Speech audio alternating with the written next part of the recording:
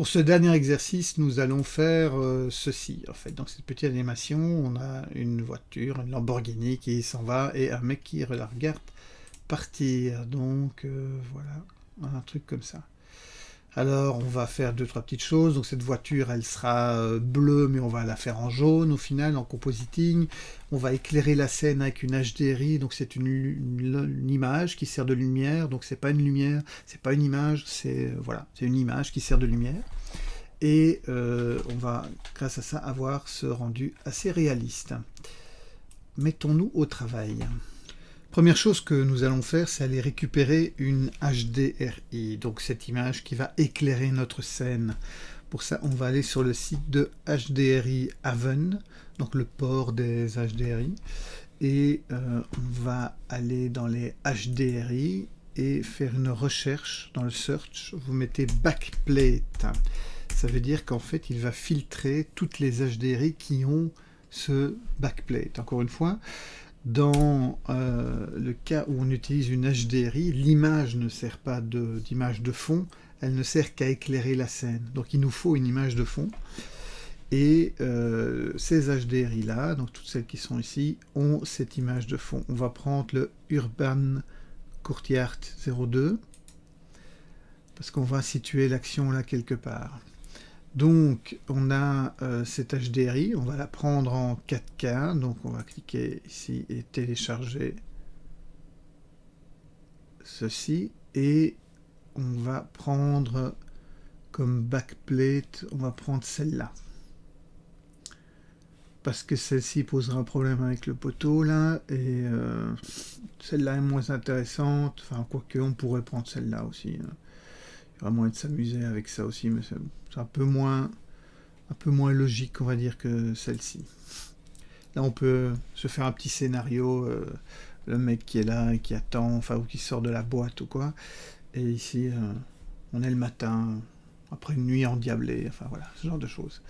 Ok, donc, on va récupérer cette image. Et donc, pour récupérer cette image, si vous enlevez le message qui est là, vous voyez qu'il y a plusieurs downloads. On va prendre le plain JPEG, ou vous pouvez prendre le RAW, mais bon, là, il faudra convertir après. Donc on va faire le plain JPEG. Clic droit, enregistrer l'image sous. Et on va le sauver dans le dossier, mettons backplate final, machin, donc moi je l'ai déjà fait. Vous sauvez ça, vous lui donnez un nom, ou vous lui laissez son nom, parce qu'on va le renommer. Une fois qu'on l'aura traité. Donc, on va revenir dans, maintenant, Photoshop. Donc, vous ouvrez Photoshop, vous allez ouvrir ce fichier. Donc, backplace final base, comme ça que je l'ai appelé. Et vous voyez que ce fichier, donc, voilà, par défaut, si on regarde sa taille de l'image, donc, image, taille de l'image, on voit si on se met en pixels, il faut se mettre en pixels, qu'on a 5568 pixels sur 3712, ce qui est largement suffisant. On est en 300 pixels par pouce, ce qui est même trop.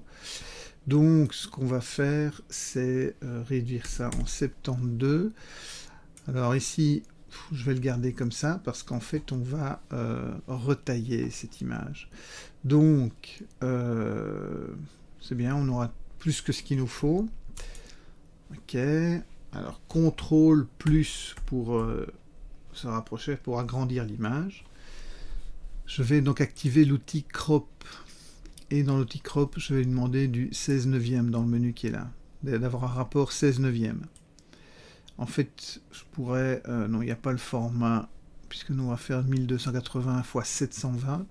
Donc, on va garder 16 neuvième. Il me fait une proposition en tenant compte du format actuel de l'image, Enter pour valider. Et là, je rechange la taille de l'image pour qu'elle soit en 1280. Elle sera automatiquement en 720 puisqu'on est en 16 neuvième. On est en 72 dpi, c'est tout à fait ce qu'il nous faut. Ok, et là maintenant on peut sauver cette image, enregistrer sous, et on va l'appeler backplate. Backplate Lambo. Voilà, et donc on est prêt avec cette image de fond. Alors l'idée maintenant, c'est que il va falloir trouver la caméra, enfin la position de la caméra ou de l'appareil photo qui a pris cette photo, éventuellement sa focale. Pour ça, on va utiliser un petit logiciel gratuit qui s'appelle F-Spy. Donc, vous allez faire une recherche Google ou Bing, ce que vous voulez, fspy.io, voilà. Et donc, vous allez télécharger ce logiciel. C'est un logiciel portable, donc d'office, c'est un dossier que vous avez téléchargé, que vous devez décompresser sur votre bureau, comme ce que je vous ai montré pour Blender. Et vous pouvez lancer le programme depuis ce dossier. Donc vous allez avoir le dossier FSpy, donc vous ouvrez le dossier FSpy et vous ouvrez aussi l'autre dossier avec votre image sauvée. Donc là j'ai mis un dossier exercice 3. Ici vous allez ouvrir le FSpy. Alors je vais le remettre à la taille. Voilà. Et en fait il suffit que je prenne mon image et que je la glisse. Et automatiquement, elle se met en place. Alors là, vous avez différentes petites choses qui vont nous permettre de retrouver la caméra. Le principe, c'est qu'on va aligner sur le sol ces lignes vertes et rouges. Donc, pour le guide, je vais prendre une grille, alors sachant que le Z est le vertical, donc une XY grid floor. Et ensuite, je vais simplement placer les points là où ça semble être le sol. Alors au départ c'est un peu bizarre, mais vous allez voir après que ça va se mettre en place. Alors l'idée c'est qu'on peut descendre avec le point, et en cliquant sur le point blanc je peux descendre le sol. Voilà, et après il s'agit de repérer, faire en sorte que ce sol donne l'impression d'être sur le sol. Donc ça demande un peu de recherche. Alors on peut désactiver le fait que l'image soit atténuée, donc le dim image. Et ici, pour trouver quelque chose, on doit être dans l'alignement. Voilà, cet alignement-là, a priori, on devrait être bon. Donc si maintenant je veux me mettre une référence, alors est-ce qu'il y avait un truc, une box, donc on voit, ouais, non, on va rester sur une grille, ce sera plus simple. Donc voilà, donc on a quelque chose qui ressemble un petit peu à ce qui serait le sol. Donc on va sauver ce fichier, donc je fais un save as et je vais le mettre dans mon dossier, donc backplace repère par exemple, enregistrer. Une fois qu'on a fait ça, on peut fermer le logiciel et si vous allez un peu plus haut dans le... Voilà, vous avez ici un peu plus bas en fait, vous avez le FSpy Blender Zip, donc c'est un add-on qu'il faut installer dans Blender, donc maintenant vous avez l'habitude, donc dans Edit, Préférences, Add-on, Install, et vous allez dans le dossier où vous l'avez sauvegardé, donc moi je l'ai mis dans mon portable, FSpy, et là j'ai l'add-on, Install Add-on, ça met un petit temps, il va le trouver, il va l'installer. Donc, il va vous le proposer, vous le cochez pour l'activer. Donc voilà. Une fois qu'il est activé, on a dans les imports, maintenant on a le FSpy. Et donc, première chose à faire, on va d'abord se débarrasser de ces trois éléments-là. Et on va aller importer le projet FSpy. Donc, on va aller là où on l'a sauvé.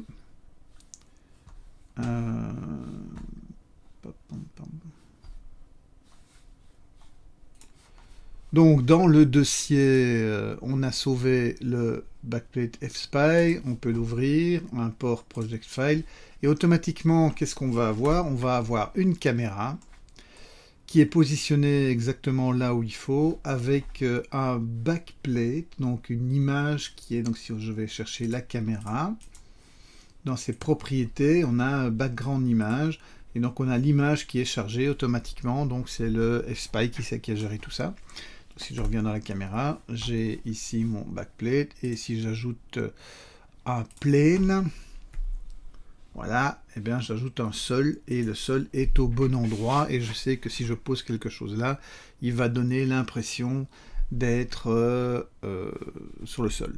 Et donc ça, c'est très bien. Et donc on a mis en place la caméra, on a mis en place notre sol, et maintenant on peut mettre les différents éléments, on peut mettre en place les différents éléments dont on a besoin. Pour aller chercher la voiture, parce qu'on ne va pas la faire, on va la récupérer, on va activer un add-on. On va beaucoup utiliser d'add-on dans le cadre de ce cours. Donc, préférences, voilà, on a les add-ons et on a notamment le Blender Kit. Alors, dans le Blender Kit, on a pas mal de choses. Donc, un truc qui peut être intéressant. Donc, le Blender Kit, c'est en partie gratuit et en partie payant. Donc quand vous avez un abonnement, ben, vous pouvez faire un sign-up, hein, login, etc. Quand vous n'avez pas ça, ben voilà.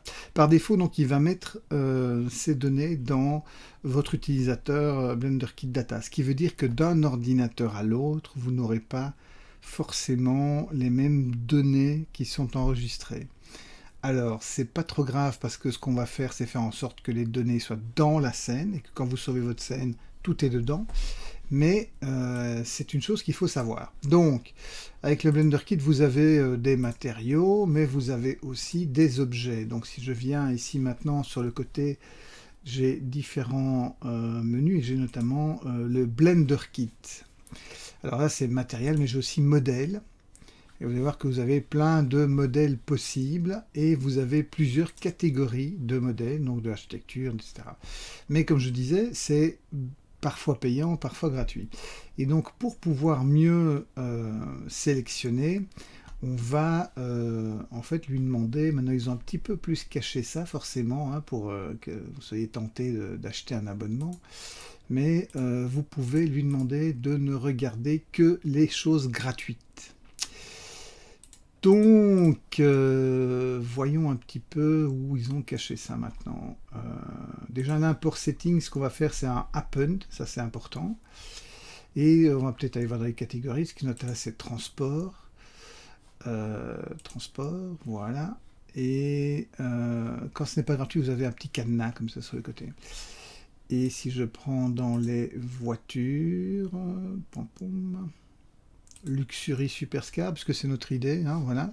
Donc vous voyez ici par exemple la Lamborghini, celle que j'ai utilisée, ou celle-là, sur la Porsche, hein, elle est gratuite. Celle-là aussi est gratuite.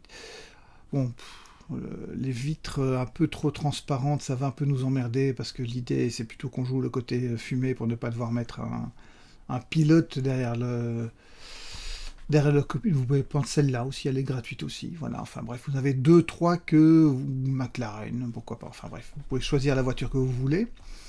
L'idée, c'est simplement on ait le strict nécessaire, c'est-à-dire les roues séparées du reste de la voiture. Donc, je vais prendre ce modèle-là, et donc j'ai bien fait append. Alors, si je ne fais pas append, si je le laisse en link, il va créer un lien vers la base de données sur Internet. Et donc, si je suis hors ligne, ben voilà, je ne l'aurai pas. Donc ça, c'est le premier truc à faire, c'est être en append quand vous allez chercher un modèle. Deuxième truc à faire, c'est de venir ici dans le menu File, External Data, et de cocher Automatically Pack into Blend. Très important. Vous voyez qu'il a empaqueté 53 fichiers. C'est 53 fichiers qui avaient rapport avec la voiture ici. Donc si je vais dans mes filtres ici au-dessus, je vais dans Blender File. Donc là, c'est c'est la structure de mon fichier Blender. Dans les images, ben, je vois, voilà, j'ai tout ça, qui sont des images que voilà, la machine a besoin.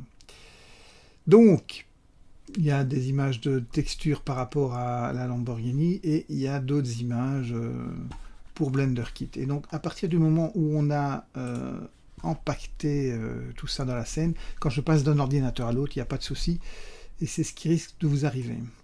Ok, alors revenons aussi dans notre view layer. Donc quand on l'a importé en append, on a accès à sa géométrie. Je peux sélectionner les différents éléments. C'est pas le cas si je suis en link. En link, je n'ai pas vraiment accès à, on va dire, aux différents objets qui composent le modèle. Ce que j'ai, c'est une sorte de lien vers enfin, c'est ce qu'on appelle une instance. Donc c'est là dans la scène, mais ce n'est pas là physiquement dans la scène. Donc c'est beaucoup plus léger.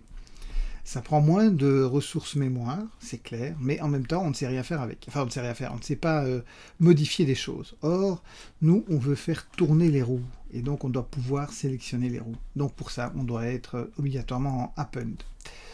Alors vous avez aussi une autre chose qui peut être intéressante, c'est que le maximum résolution peut être augmenté. Donc ici, on est sur 1024 x 1024, ça va aller. Idéalement, on est plutôt sur 2048, 2048, voire 4096, 4096. C'est toujours des exponentielles de 2. Hein. Ça veut dire que c'est le format d'image des textures, parce qu'on essaie toujours d'avoir un format un petit peu au-dessus du format de sortie. Bon, ici, on va le faire comme ça, parce que sinon, vous auriez du mal à gérer la scène sur les machines qui sont à votre disposition à l'école, ou chez vous sur votre propre machine. Donc voilà, on va faire en sorte que on puisse le faire, et ça ne modifiera pas la qualité du rendu par rapport à ce qu'on veut faire, mais sachez que c'est toujours bon d'aller chercher plus haut. Voilà. Plus on va haut, plus on a de qualité, mais plus ça prend de ressources, évidemment.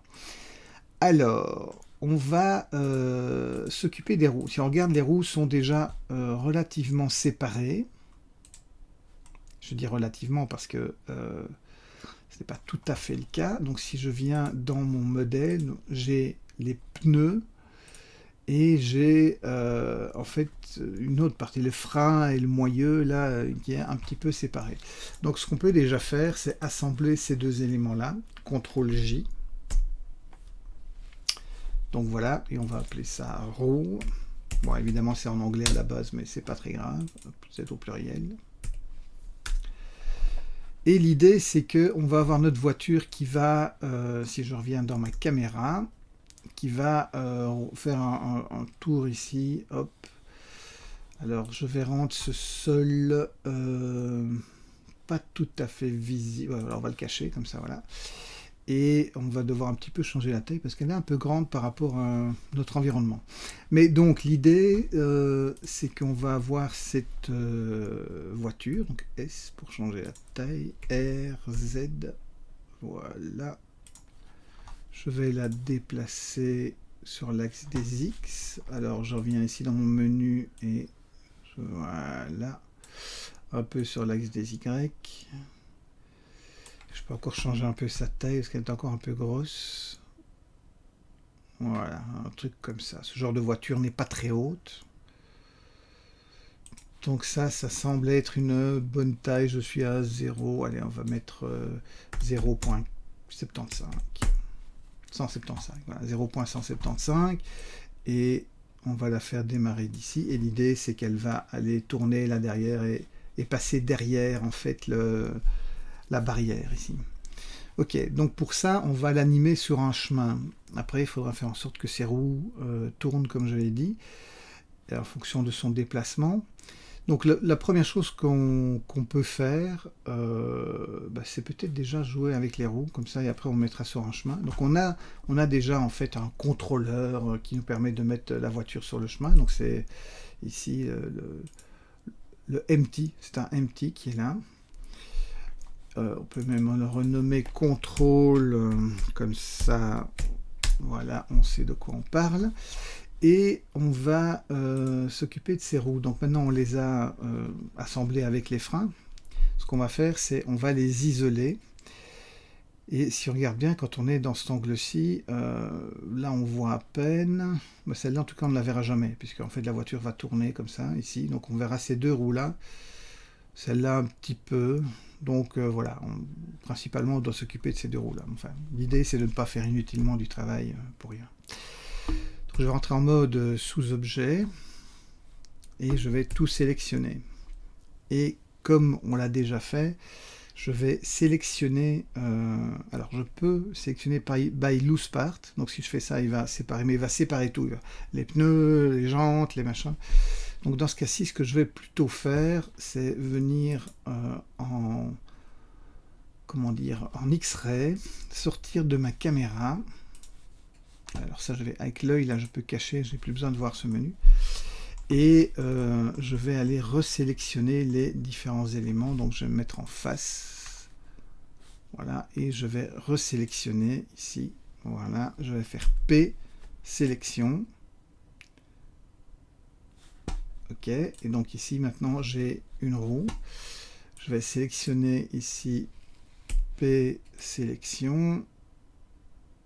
Voilà une deuxième roue. Et je vais encore faire ici pour séparer la troisième roue. Voilà, donc en fait, ceci. Alors je vais revenir en mode objet pour bien distinguer les choses. Et on voit ici, j'ai le point de pivot qui n'est pas vraiment au bon endroit pour cette roue-là. Donc on va recentrer ça, cette origine touche géométrie. Et donc ça va être la roue avant, alors majuscule, avant, on va dire gauche de la voiture. Hein. Celle-là, ça va être la roue arrière gauche.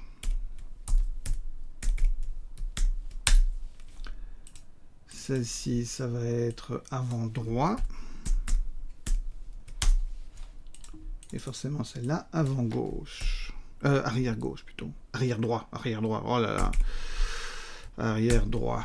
Voilà. Donc, on a nos 4 roues. Et à chaque fois, on va remettre l'origine au centre de la géométrie. Donc là, il y est. Et ici, cette origine, tout géométrie. Voilà. Donc, on a maintenant les roues qui sont séparées. Et on va leur donner un contrôleur à elles aussi. Et ce contrôleur sera enfant du contrôleur principal de la voiture. Donc ce que je vais faire, puisque je ne suis pas à 0,0, j'ai placé ma voiture déjà dans ma scène, etc. Ce que je vais faire, c'est d'abord créer un empty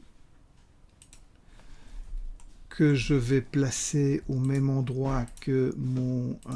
alors je vais venir ici le sélectionner avec le contrôle enfoncé, je viens le sélectionner dans mon Explorer, et je fais donc un snap to active, voilà. Alors ici, peut-être par facilité, je vais changer un peu son look.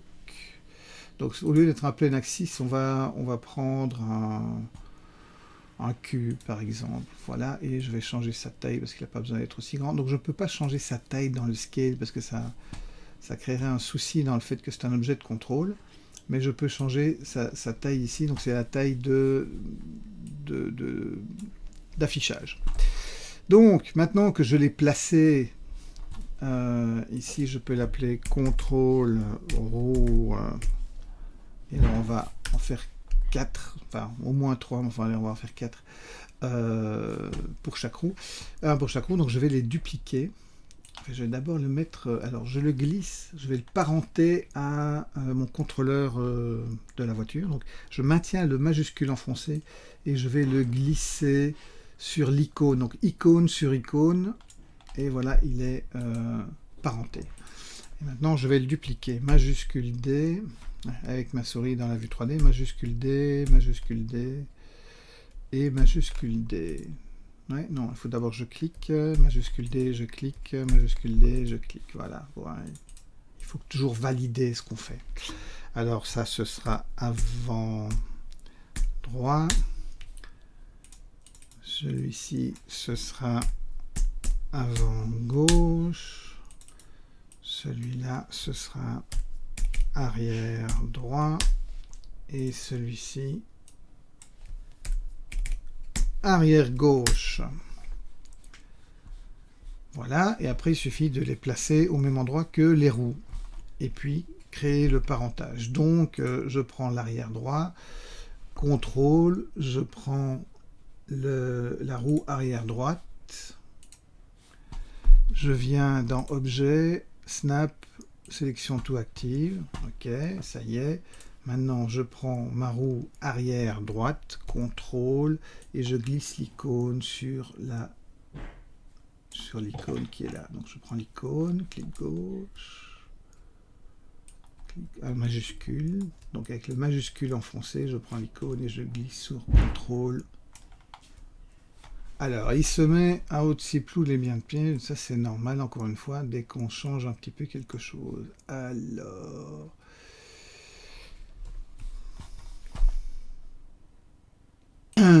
Alors, pour parenter, on ne va pas faire avec le majuscule glissé comme on a fait précédemment, parce qu'alors ça va créer un problème de référence, de position, etc. Ce qu'on va faire, c'est on va le faire dans la scène 3D.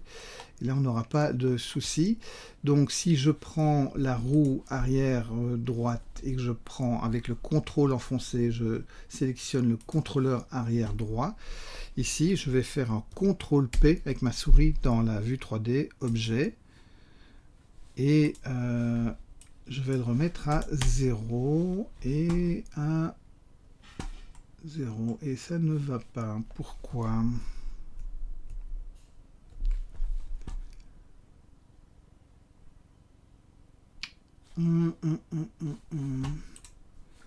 Donc maintenant, pour parenter la roue avec son contrôleur, ce que je vais faire, c'est sélectionner la roue, donc la roue arrière droit, contrôle le contrôleur arrière droit. Hein, donc dans l'Explorer, il me faut le contrôleur pour sélectionner plusieurs éléments. Et je vais faire ensuite ici un CTRL P, mais je vais faire Keep Transform, objet Keep Transform, très important parce que sinon ma roue va être déplacée dans l'espace. Et donc voilà, elle va se remettre au même endroit, enfin tout va se rester au même endroit, donc ça c'est très bien. Et donc je dois faire ça pour chacun des contrôleurs ici. Donc arrière gauche, je sélectionne la roue arrière gauche, je fais un objet snap, tout active, puis j'inverse la sélection, je sélectionne ma roue arrière gauche, je sélectionne mon contrôleur, donc en dernier lieu c'est le contrôleur qui doit être sélectionné, et puis je fais un CTRL P, Keep, Transform, et ainsi de suite, on fait ça pour toutes les roues. Donc mon avant gauche avec avant gauche, objet, snap, sélection tout active, et puis avant gauche avec contrôleur d'avant gauche, CTRL P, Keep Transform, et ici, hop, objet, snap, tout active, et ensuite dans l'autre sens, CTRL P, Keep Transform. Et donc là, on a fait en sorte que les roues aient un contrôleur, que ce contrôleur soit enfant du contrôleur principal, et donc si je prends mon contrôleur principal, on voit les roues suivre, et ça c'est très bien. L'étape suivante sera de faire en sorte que notre voiture se déplace, et puis de faire en sorte que les roues tournent sur elles-mêmes quand elles se déplacent.